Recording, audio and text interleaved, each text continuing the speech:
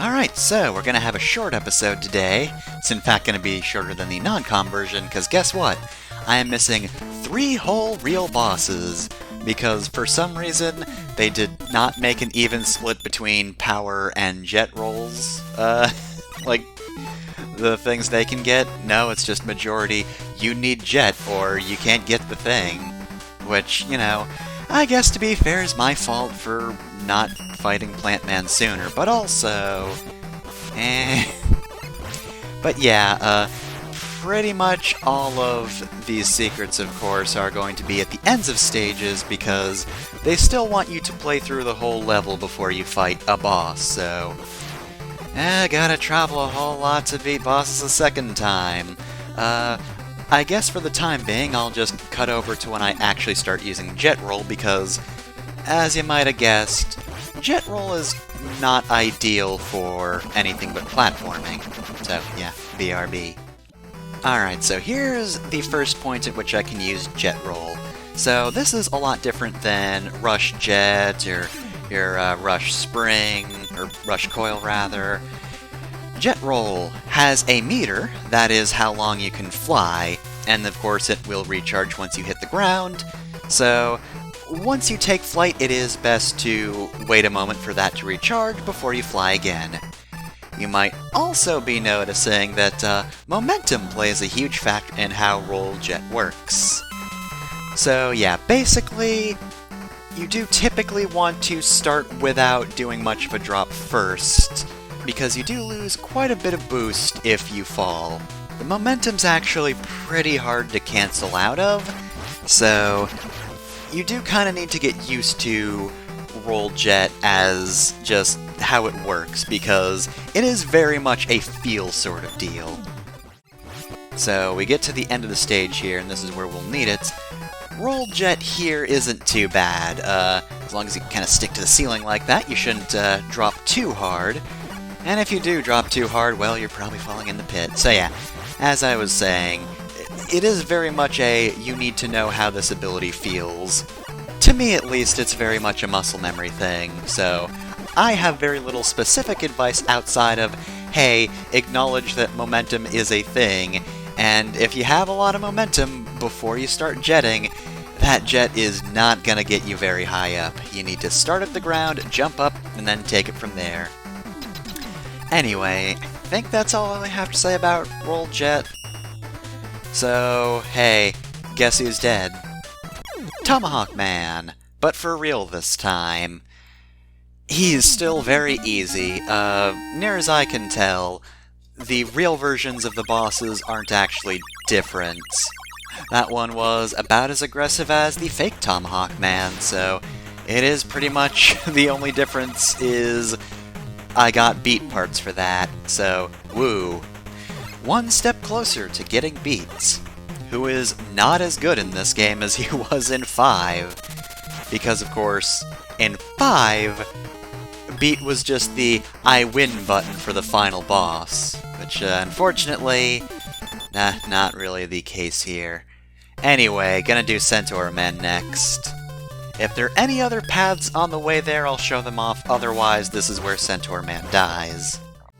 Alright, and here is the alternate path. And here's the secret exit. Very easy to notice, can't get it without Jet. But anyway, yeah, there were no alternate paths, so... there is no delay for Centaur Man's death. Which, good, because I don't like fighting him. So yeah, you've probably already noticed I'm using the weaknesses on the real versions of the bosses this time around, because I don't care. They can all get out of here. I want them gone, and they shall be gone.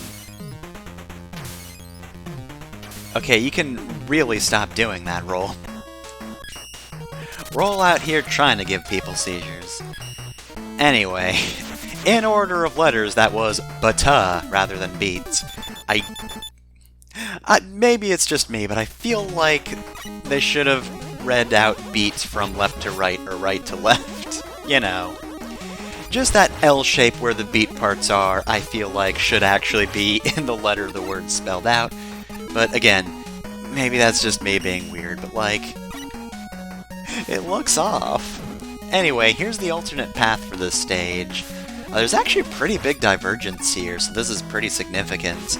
Guess I'll actually sit around for this one, watch this one, see what kind of trouble Roll gets herself into. We've got more of that little nice rock garden area. And we've also got a surprise mini-boss! Hello, it's a big frog with a man inside! So, aim for the frog's eyes. Notably, the only weak point of a frog. Unfortunately, that's also the thing you want for, like, potion ingredients or whatever. It's always frog eyes. Don't know why, that's just how it is. The only vulnerable part of a frog. I mean, to be fair, since they are the only vulnerable part, that does mean they're the only parts that are going to boil. You put the rest of a frog in a pot, nothing happens. You can't boil a frog. It's just not possible. You can't do it. Anyway, here's where the level continues. We've seen this before.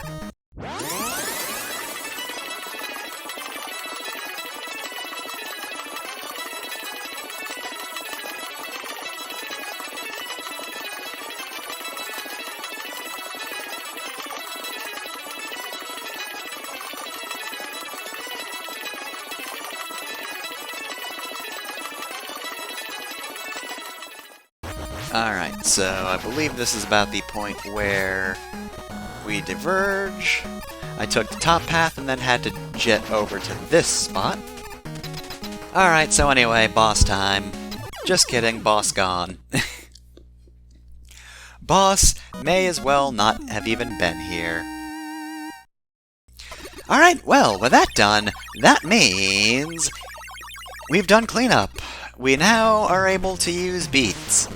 He works very similarly to how he did in 5, except he's not as useful for bosses, so I don't think I ever bother using beats. Besides, he's probably in with Mega Man in space? I don't even remember anymore. Mega Man's still in space, so it's time to fight Mr. X. We're gonna do the showdown. We're finally gonna fight the guy who's behind everything in the series, even Wily. Alright, so this stage looks so cool. I love the aesthetic of this stage so much. The tile set is unique, and it looks so good. We've just got the fucking Mega Man 2 building over here. The background looks really cool, though we're about to leave this part of the background behind for just space, which looks nice, but I really like that city background.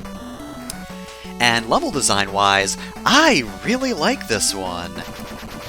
Like, we're gonna see in a moment, but there's actually a pretty cool way this stage diverts, but like, I love this conceptually, because we're kind of just in a town.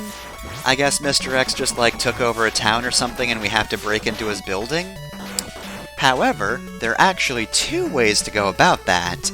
You see that broken window over there? That, of course, can be broken with Power Roll. This jump is pretty tricky, you want to be very careful here, but if you can get inside, yeah, we would otherwise have to go over the building to get inside of it, but here, yeah, Roll just decides, nah, I'm gonna break in through a window, and then she does.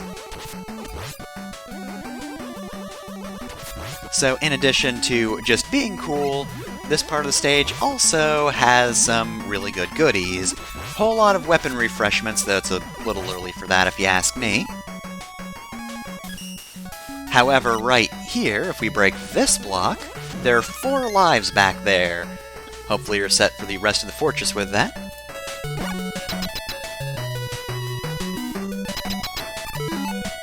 And we're going to have the boss, who is weak to Flame Man's weapon. The boss here is Rounder 2, named so because it's the sequel to the Rounder enemy, and also there's 2 of them. They move along this track, they're pretty fast, making them a little tricky to dodge, especially since they can just, decide to turn around, but otherwise, they're very flimsy and die very quickly. That's it for this episode, see you next time.